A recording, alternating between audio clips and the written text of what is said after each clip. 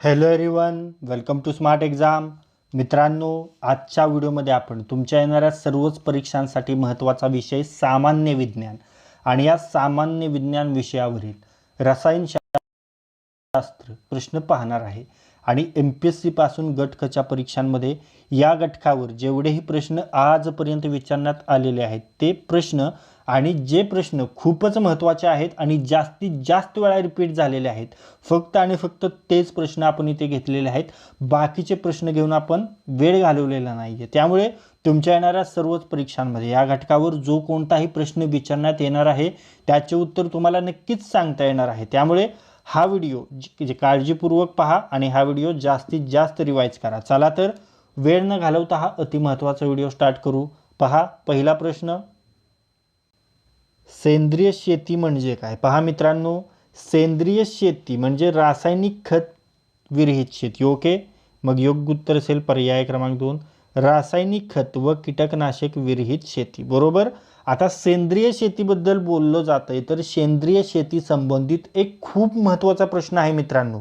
त्याचे उत्तर मी तुम्हाला सांगणार नाही, तुम्ही कमेंट बॉक्समध्ये जायचं आहे. तर तो प्रश्न कोणता आहे? भारतातील पहिले सेंद्रिय शेती करणारे राज्य कोणते? ओके, पहा तुमच्यासाठी प्रश्न, भारतातील पहिले सेंद्रिय शेती करणारे राज्य कोणते? ओके, याचे उत्तर तुम्हाला कमेंट बॉक्समध्ये लगेच सांगायचं आहे. त्यासाठी तुम्ही 10 सेकंद वेळ घ्या. ओके,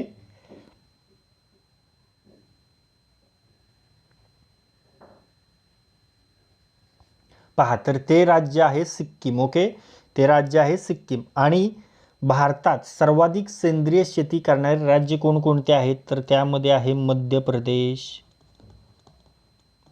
ओके, त्यानंतर राजस्थान आहे आणि त्यानंतर आहे आपला महाराष्ट्र. ओके, हे सर्वाधिक सेंद्रिय शेती करणारे राज्य आहेत. पुढे पाहूया, रक्ताभिसरण प्रक्रियेतील अडथळे शोधण्यासाठी कोणत्या किरणोत्सारी समस्थानिकांचा उपयोग करतात? पहा, रक्ताभिसरण प्रक्रियेतील अडथळे शोधण्यासाठी सोडियम या किरणोत्सारी समस्थानिकाचा उपयोग करतात. ओके, योग्य उत्तर पर्याय क्रमांक 1 सोडियम. आता कोबाल्ट 60चा उपयोग कशासाठी करतात? कर्करोगावर उपचारासाठी. ओके, आणि आयोडीन 131चा उपयोग कशासाठी करतात? थायरॉइड ग्रंथी संबंधित उपचारावर. ओके, समोरचा प्रश्न, कच्च्या खनिज तेलापासून पेट्रोल, डिझेल, गॅस, रॉकेल, डांबर इत्यादी वेगळे करण्याकरिता कोणत्या पद्धतीचा उपयोग करतात? पहा मित्रांनो, कच्च्या खनिज तेलापासून पेट्रोल, डिझेल, गॅस, रॉकेल, डांबर इत्यादी वेगळे करण्याकरिता भागशः ऊर्ध्वपातन या पद्धतीचा उपयोग करतात. ओके, योग्य उत्तर पर्याय क्रमांक 4 भागशः ऊर्ध्वपातन. आता ऊर्ध्वपातन म्हणजे काय असतं? तर अनेक द्रव घटकांचे मिश्रण तापवून उत्पन्न होणारे बाष्प मिश्रण पुन्हा थंड करून त्यामध्ये जे द्रव घटक आहेत ते वेगळे केले जातात आणि या वेगळे करण्याच्या प्रक्रियेसच ऊर्ध्वपातन म्हणतात. आणि कच्च्या खनिज तेल पासून पेट्रोल, डिझेल, गॅस, रॉकेल, डांबर इत्यादी वेगळे करता भागशः ऊर्ध्वपातन पद्धत वापरतात. काय? आणि कच्च्या खनिज तेलापासून पेट्रोल, डिझेल, गॅस, रॉकेल, डांबर इत्यादी वेगळे करण्याकरिता भागशः ऊर्ध्वपातन पद्धत वापरतात. ओके, समोरचा प्रश्न, विलयन द्रव मग गोठणाचं काय? तर द्रवाचं विलयन तर घनाचं गोठण. ओके, योग्य उत्तर पर्याय क्रमांक 3 घन. ओके, त्यानंतर पुढे पाहूया, आत्तापर्यंत न वापरलेल्या नैसर्गिक वायूच्या प्रचंड साठ्याचा उपयोग डॅश डॅश बनविण्यासाठी होऊ शकेल. पहा, आत्तापर्यंत न वापरलेल्या नैसर्गिक वायूच्या प्रचंड साठ्याचा उपयोग खते बनवण्यासाठी होऊ शकेल. ओके, योग्य उत्तर पर्याय क्रमांक 2 खते. समोरचा प्रश्न, सर्वसामान्य अवस्थेत काचेतील सर्व अणू डॅश डॅश असतात. पहा मित्रांनो, सर्वसामान्य अवस्थेत काचेतील सर्व अणू हे न्यूट्रल असतात. न्यूट्रल. ओके, म्हणजेच उदासीन असतात. ओके, योग्य उत्तर पर्याय क्रमांक 4 उदासीन. सर्वसामान्य अवस्थेत. ओके, ते कोणत्याही रासायनिक अभिक्रियेत भाग घेत नाहीत. ओके, समोरचा प्रश्न. रबराचे वल्कनायझेशन या प्रक्रियेत डॅश डॅश बरोबर मिसळतात. रबराचे वल्कनायझेशन प्रक्रियेत गंधक वापरतात. ओके, योग्य उत्तर पर्याय क्रमांक 2 गंधक. वल्कनायझेशन ही एक रासायनिक अभिक्रिया आहे आणि वल्कनायझेशन प्रक्रियेमध्ये त्यामध्ये गंधक वापरून नैसर्गिक रबराचे अधिक उपयोगी साहित्यात रूपांतर केले जाते. पुढे पाहूया. अणुशक्तीचे जनक कोणाला म्हटले जाते? तर पहा मित्रांनो, अणुशक्तीचे जनक रुदरफोर्ड यांना म्हटले जाते. ओके, योग्य उत्तर पर्याय क्रमांक 1 रुदरफोर्ड. बरोबर. आता अणूचा धनप्रभार व अणूचे सर्व वस्तुमान अणूच्या केंद्रकात एकवटलेले असते. बरोबर. आणि या लहान केंद्रकाला काय नाव? केंद्रक असं नाव आहे. बरोबर. आणि अणुकेंद्रकाभोवती वर्तुळाकार कक्षांमध्ये कोण परिभ्रमण करत असतात? तर ते इलेक्ट्रॉन अणुकेंद्रकात वर्तुळाकार कक्षेत अणुकेंद्रकाभोवती फिरत असतात. बरोबर. त्यानंतर जर मी तुम्हाला विचारलं की भारताच्या अणुविज्ञानाचे जनक पहा, तर तुमच्यासाठी प्रश्न आहे मित्रांनो. या प्रश्नाचे उत्तर तुम्हाला कमेंट बॉक्समध्ये सांगायचे. भारताच्या अणुविज्ञानाचे जनक कोणाला म्हटले जाते? कोणाला म्हटले जाते? याचे उत्तर तुमच्यासाठी आहे, ते तुम्ही कमेंट बॉक्समध्ये सांगायचे. ओके, चला 10 सेकंद वेळ घ्या. तर भारतीय अणुविज्ञानाचे जनक आहेत डॉक्टर होमी भाभा. कोण? डॉक्टर होमी भाभा. ओके. त्यानंतर समोरचा प्रश्न. ज्यावेळी स्थायीरूप पदार्थांचे रूपांतर थेट वायुरूपात होते त्यास काय म्हणतात? पहा, ज्यावेळी स्थायीरूप पदार्थांचे रूपांतर थेट वायुरूपात होते त्यावेळी त्याला काय म्हणतात? संप्लवन म्हणतात. बरोबर. योग्य उत्तर असेल पर्याय क्रमांक 2 संप्लवन. ओके. आता काही स्थायीरूप पदार्थांना हवेत उघडे ठेवल्यास किंवा उष्णता दिल्यास त्याचे द्रवात रूपांतर न होता सरळ वायूत रूपांतर होते. या प्रक्रियेला संप्लवन म्हणतात. उदाहरण काय काय देता येईल? याचं उदाहरण आहे कापूर आहे. त्यानंतर डांबर गोळ्या आपण बऱ्याच वेळा पाहिलेल्या आहेत. कापूर डांबर गोळ्या डायरेक्ट त्यांचं संप्लवन होतं. ओके.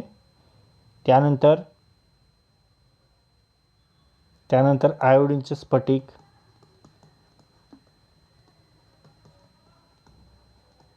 ही याची उदाहरणे आहेत. ओके. त्यानंतर समोरचा प्रश्न. मनुके तयार करण्यासाठी डॅश डॅश या फळाचा वापर करतात. पहा मित्रांनो, मनुके तयार करण्यासाठी द्राक्षाचा वापर करतात. योग्य उत्तर पर्याय क्रमांक 4 द्राक्षे. आपल्या सर्वांना माहिती आहे. आणि यासाठी कशाचा वापर होतो? यासाठी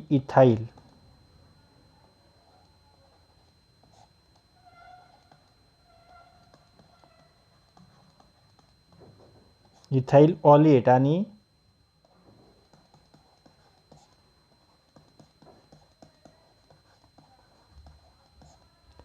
पोटॅशियम कार्बोनेट याचा यासाठी वापर होतो, हे लक्षात ठेवा. ओके. पुढे पाहूया. MP5 कशाशी संबंधित आहे? पहा मित्रांनो, MP5 एक स्फोटक द्रव्य. ओके. योग्य उत्तर पर्याय क्रमांक 1 स्फोटक द्रव्य. आता इतर स्फोटक द्रव्यामध्ये महत्त्वाचं काय आहे? तर महत्त्वाचं आहे RDX स्फोटक द्रव्यामध्ये. ओके. पुढे पाहूया.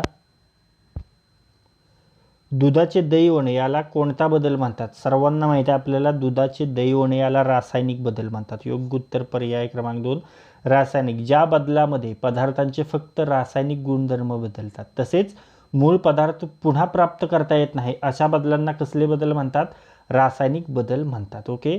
यामध्ये दुधाचे रूपांतर दह्यात होणे, त्यानंतर अन्नपचन, त्यानंतर फळ पिकणे, हे देखील रासायनिक बदल आहे, हे लक्षात ठेवा. आणि लोखंडाचे गंजणे, लोखंड गंजतो, तर हा देखील आहे रासायनिक बदल. ओके. पुढे पाहूया.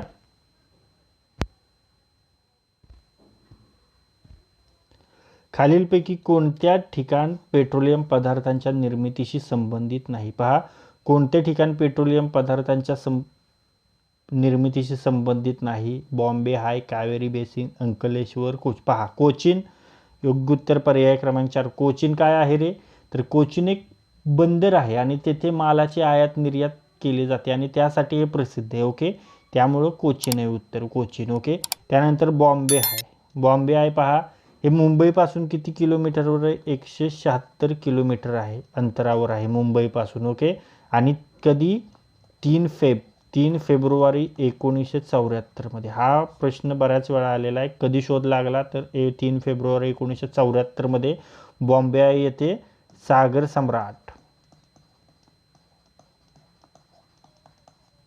सम्राट ही पहिली खनिज विहीर खोदली गेली. ओके.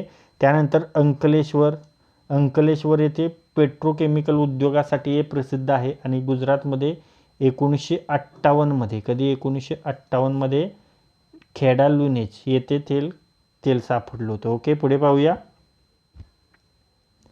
पाण्यामध्ये वायू विरघळणे ही प्रक्रिया कोणता सिद्धांत वापरून काढतात? पहा, पाण्यामध्ये वायू विरघळणे ही क्रिया हेनरीज सिद्धांत वापरून काढतात. ओके. योग्य उत्तर पर्याय क्रमांक 3 हेनरीज सिद्धांत. आता ऑप्शनमध्ये आहे डार्सीस सिद्धांत. यांनी हायड्रॉलिक कंडक्टिव्हिटी पद्धत शोधली होती. कुठली? Hydraulic conductivity. ओके. ही पद्धत यांनी शोधली होती. आणि ॲव्होगाड्रो सिद्धांत काय? तर ॲव्होगाड्रो सिद्धांत, एक समान वायू हे एक तापमान आणि दाबाला सारखे रेणू दाखवतात. हा ॲव्होगाड्रो सिद्धांत आहे. ओके. पुढे पाहूया. डॅश डॅश हे भूमिगत पाणी प्रदूषित करणारे अजैविक प्रदूषक आहे. पहा, कोणते प्रदूषक आहे जे भूमिगत पाणी प्रदूषित करणारे अजैविक प्रदूषक आहे? तर ते आहे आर्सेनिक. ओके. योग्य उत्तर पर्याय क्रमांक 3 आर्सेनिक हे प्रदूषक शरीरासाठी घातक आहे. त्यामुळे आणि यामुळे कोणता डिसीज होतो? ब्लॅक फूट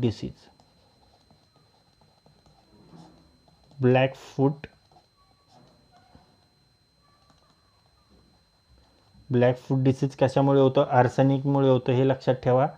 आणि जीवाणू हे लहान एकलपेशी असलेले जीव आहेत. ओके. त्यामुळे सूक्ष्मजीवशास्त्रीय जलप्रदूषण हे सामान्यतः सूक्ष्मजीवामुळे होतो आणि त्याला जलप्रदूषण आहे. ओके.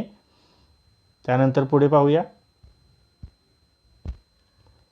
पर्यावरणातील ज्या घटकांच्या अस्तित्वामुळे पर्यावरणाची गुणवत्ता घसरते त्या घटकांना काय म्हणतात?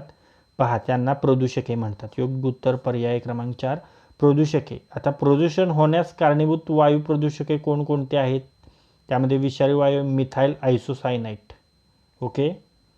वायू प्रदूषण कोणकोणते? तर मिथाइल आयसोसायनाइट.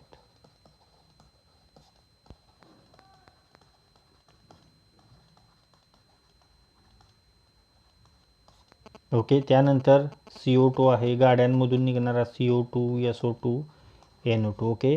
त्यानंतर जलप्रदूषक कोणकोणते आहेत? सांडपाणी, कंपन्यातील केमिकलयुक्त पाणी. ओके. आणि ध्वनी प्रदूषणामध्ये कशाचा आवाज येतो? मोठमोठ्या आवाजाचे स्पीकर. बरोबर.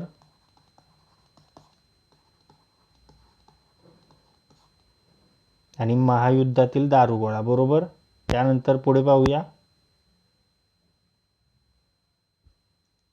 गंधकासोबत रबर तापवून ते कठीण बनविण्याच्या क्रियेस खालीलपैकी कोणती संज्ञा आहे? पहा, गंधकासोबत रबर तापवून कठीण बनविण्याच्या प्रक्रियेस काय म्हणतात? आपण पाहिलेलं आहे, त्याला म्हणतात वल्कनायझेशन. ओके. योग्य उत्तर पर्याय क्रमांक 1 वल्कनायझेशन. आता रबराच्या वल्कनीकरणाचा शोध कधी लागला होता? 1839 मध्ये लागला होता. कुठे? अमेरिकन शास्त्रज्ञ आहेत चार्ल्स गुडटाईन यांनी लावला होता. कोणी? 1839 मध्ये अमेरिकेचे शास्त्रज्ञ चार्ल्स गुडिटा यांनी लावला होता. ओके. आणि हायड्रोजनेशन ऑप्शनमध्ये पहा, हायड्रोजनेशन ही आण्विक हायड्रोजन आणि दुसरे संयुग घटक यांच्यातील रासायनिक प्रक्रिया आहे. सल्फोनिफिकेशन काय आहे? एक रासायनिक प्रक्रिया आहे ज्यामध्ये इस्टर अल्कलीसह गरम केला जातो आणि याचा उपयोग साबण बनविण्यासाठी केला जातो. कशाचा? सल्फोनिफिकेशनचा. ओके. त्यानंतर पुढे पाहूया.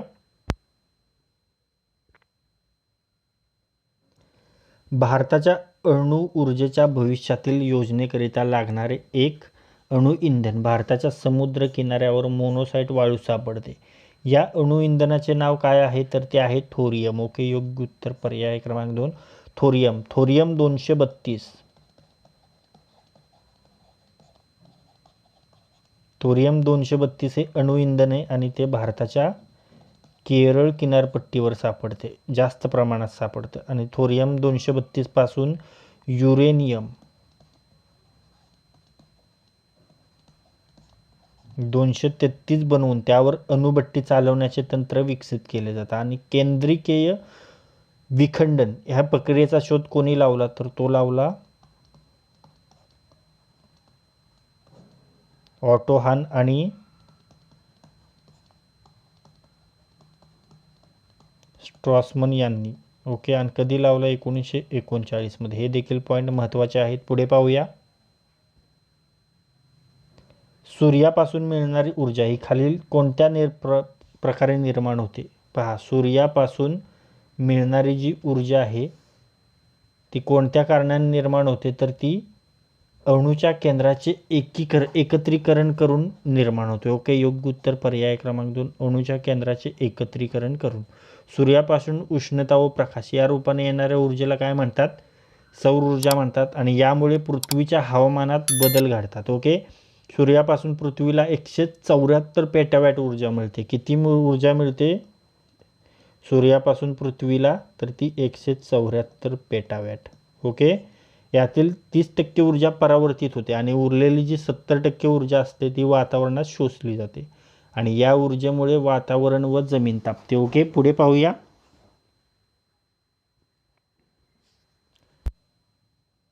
स्थायूर पदार्थाला उष्णता मिळाल्यावर द्रव न होता थेट वायू अवस्थेत रूपांतर होणे, या अवस्थांतरणाला काय म्हणतात, आपण पाहिलं संप्लवन म्हणतात. योग्य उत्तर पर्याय क्रमांक 3, संप्लवन. बरोबर.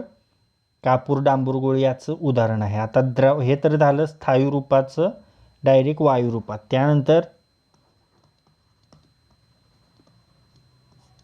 द्रवातून वायू रूपांतर होणे याला काय म्हणतात, उत्कलन. बरोबर. त्यानंतर द्रवापासून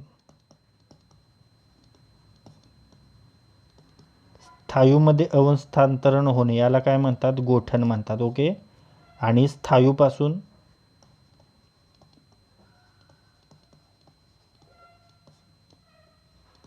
वायूत रूपांतर होणे याला काय म्हणतात, याला संप्लवन म्हणतात. आत्ताच आपण पाहिलेले. ओके.